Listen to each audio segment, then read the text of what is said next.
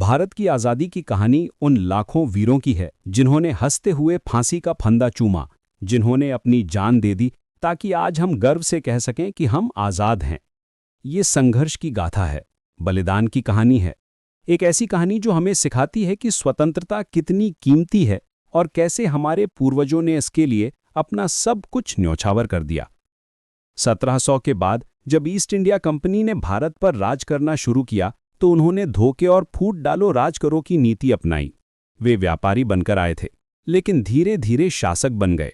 भारत सोना उगलता था, लेकिन भारतीय भूखे सोते थे। अंग्रेजों ने हमारे देश को लूटा, भारी टैक्स लगाए और हमारे लोगों को गरीबी में धकेल दिया। हमारे किसानों से जबरदस्ती नील की खेती कराई जाती थी। हमारे कारीगरों के हाथ काट दिए जाते थे ताकि वे अपना हुनर न दिखा सकें। हमारी संस्कृति, हमारी भाषा, हमारे धर्म सबको कुचलने की कोशिश की गई। लेकिन भारत माता के वीर पुत्र चुप नहीं बैठे।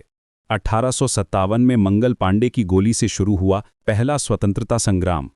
10 मई को मेरठ में जब सिपाहियों ने बगावत की तो ये वो पल था जब भारत ने पहली बार अंग्रेजों के खिलाफ तलवार उठाई।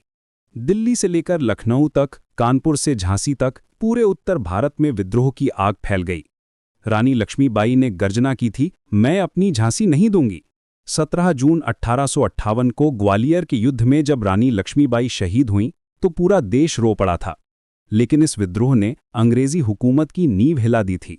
इसके बाद ईस्ट इंडिया कंपनी का राज खत्म हो गया और सीधे ब्रिटिश सरकार का शासन शुरू हुआ।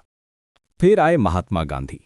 1915 में जब वे दक्षिण अफ्रीका से भारत लौटे तो उनके साथ आया अहिंसा और सत्याग्रह का हथियार। चंपारण आंदोलन से शुरुआत हुई, जहां उन्होंने किसानों के हक के लिए लड़ाई लड़ी। फिर असहयोग आंदोलन आया, लोगों ने विदेशी कपड़े जलाए, सरकारी नौकरियां छोड़ी और स्कूल कॉलेज का बहिष्कार किया। और फिर आया दांडी मार्च। 12 मार्च 1930 को गांधी जी ने साबरमती आश्रम से दांडी तक 240 मील की यात्रा की। 6 अप्रैल को जब उन्होंने समुद्र के किनारे नमक बनाया तो पूरी दुनिया देख रही थी। एक लाठी, एक चश्मा और अंग्रेजों की पूरी हुकूमत हिल गई। गांधी जी ने दिखाया कि बिना हिंसा के भी लड़ाई जीती जा सकती है। लेकिन कुछ वीर थे जो क्रांति के रास्ते पर चले। भगत सिंह, राजगुरु, सुखदेव, चंद्रशेखर आजाद, अशफाक उल्लाह खां, रामप्रसाद बिस्मिल जैसे योद्धाओं ने इंकलाब जिंदाबाद का नारा बुलंद किया। अप्रैल 1928 को जब भगत सिंह और बटुकेश्वर दत्त ने असेंबली में बम फेंका तो वे भाग सकते थे, लेकिन वे रुक गए। वे चाहते थे कि बहरी सरकार उनकी आवाज सुने। जब फांसी का दिन आया तो उनके चेहरे पर डर नहीं, मुस्कान थी। 23 मार्च 1931 को जब तीनों मित्रों को फांसी दी गई तो वे इंकलाब जिंदाबाद के नारे लगा रहे थे।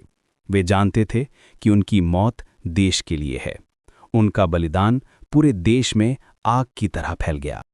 इसी दौरान सुभाष चंद्र बोस ने आज़ाद हिंद फौज का गठन किया। जब द्वितीय विश्व युद्ध शुरू हुआ तो नेताजी ने देखा कि ये भारत की आज़ादी का मौका है। उनका नारा था, तुम मुझे खून दो, मैं तुम्हें आज़ादी दूंगा। सिंगापुर से लेकर बर्मा तक आज़ाद हिंद फौज के सिपाहियों ने अंग्रेज़ों से लोहा लिया। नेताजी के इस आह्वान ने देशभक्ति की आग और भी तेज कर दी। आज़ाद हिंद फौज के सिपाहियों ने दिखाया कि भारतीय कितने बहादुर हैं। जय हिंद का नारा पूरी दुनिया में गूंजा। 1942 में आया करो या मरो का आंदोलन। अगस्त क्रांति के नाम से मशहूर ये भारत छोड़ो आंदोलन था, जिसने अंग्रेज़ों को एहसास दिला दिया कि अब वे भारत को गुलाम नहीं रख सकते। 8 अगस्त को जब गांधी जी ने यह आंदोलन शुरू किया तो अगले ही दिन उन्हें गिरफ्तार कर लिया गया। लेकिन पूरा देश एक साथ खड़ा हो गया था। हर गली, हर मोहल्ले से आज़ादी की आवाज़ उठ रही थी। स्टेशन जलाए गए, तार काटे गए, सरकारी दफ्तरों पर तिरंगा फहराया गया। यह आंदोलन इतना व्यापक था कि अंग्रेज़ों को समझ आ गया कि अब वे भारत को और नहीं दबा सकते। द्वितीय विश्व युद्ध के बाद अंग्रेज़ों की स्थिति कमज़ोर हो गई थी। आज़ाद हिंद फौज के सिपाहियों का मुकदमा चला तो पूरे देश में विरोध हुआ। नेवी में विद्रोह हुआ। अंग्रेज़ों को एहसास हो गया कि अब भारत को छोड़ना ही होगा और आखिरकार 15 अगस्त 1947 को भारत आज़ाद हुआ। आधी रात को जब घड़ी के कांटे 12 बजे तो भारत एक स्वतंत्र राष्ट्र बन गया। लेकिन ये आज़ादी मुफ्त में नहीं मिली थी। इसकी कीमत थी अनगिनत शहीदों का खून, माताओं के आंसू और वीरों का बलिदान। ये खुशी का दिन था, लेकिन साथ ही दुख का भी, क्योंकि देश का बंटवारा भी हुआ था।